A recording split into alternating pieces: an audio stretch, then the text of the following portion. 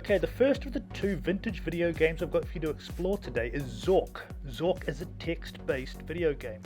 Now that means that you've got to type in what you want to happen in order to move your way through the game. You type in the verb, so open, go, look, take, and then the noun for what you want to look at, go to, or take. Look at mailbox, that's not working. Let's try open, and it's a small mailbox. You have to be precise with exactly what the item is called. You open the mailbox, revealing a small leaflet. Take, which is the verb, leaflet, it's taken. Read leaflet, and it reads it for you. And if you see here, it's created by a team in MIT back in 1978. It's an old game. There is a very specific sequence that you need to follow through in order to get to the end of the game. I suggest that you have a piece of paper and write down the things you have and where you are moving throughout the game. See here, I've gone north, I'm north of the house. I go north again and I get to a forest. So think about where you're moving and how you move and try and get as far through the game as possible. Remember, think about those verbs you're using to give an instruction to the game. Now, the second video game we're going to use is called Oregon Trail.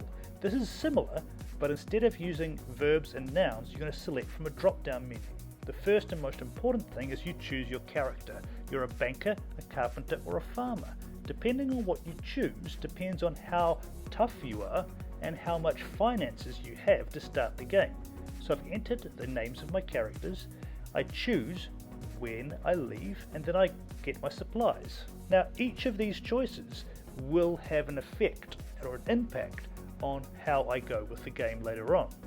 So I'm getting my resources, and once I've set myself up with enough resources and spent enough money, I go on the Oregon Trail, which is trying to get across the Wild West to Oregon, so crossing across America. Now doing that, it was tough, it wasn't easy, so things like having a broken leg, dying of dysentery or cholera, if you're lucky if you get to the other end at all, let alone if you don't lose 2 or 3 of your characters, if not all of them. Okay, so spend some time playing both of these games.